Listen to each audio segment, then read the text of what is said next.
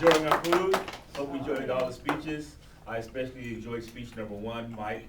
And as I'm evaluating his speech, I understand that this was his icebreaker, and in my humble opinion, he did a fantastic job. It is not easy.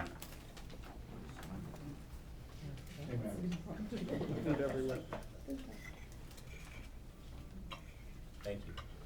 And so, because of that, I see the positive and not a negative, but a construct or construction.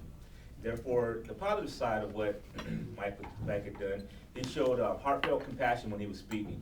I believe that's a very important characteristic when you speak. It helps to captivate the audience. He was very insightful in the wisdom of his father and his grandfather and his uncle.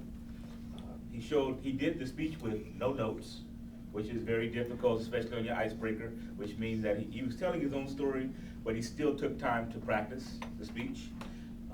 He was very focused. That became evident that after he found he was a little short on time, he regathered himself.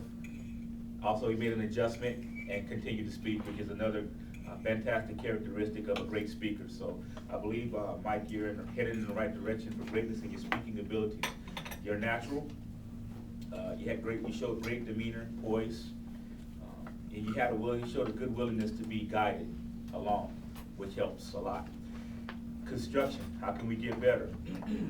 Hand gestures, holding your hand in front. As you go on, it's gonna come to you, but we're just helping share some things that will help you to improve. You paused because you hadn't practiced the timing of your speech apparently, or you either spoke faster than you practiced today. You should never leave the lectern. Always wait for the general evaluator or whomever is introducing you to come back to the lectern and shake hands before you leave.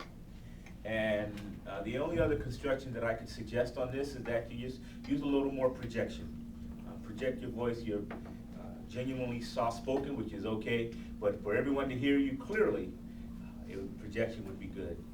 Overall, you did a fantastic job on your icebreaker. You touched all the points in your icebreaker objectives, and you did a great job. Thank you.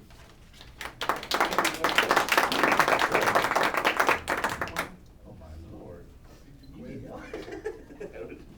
didn't drink any coffee this week. Okay. I said thank you, Clint.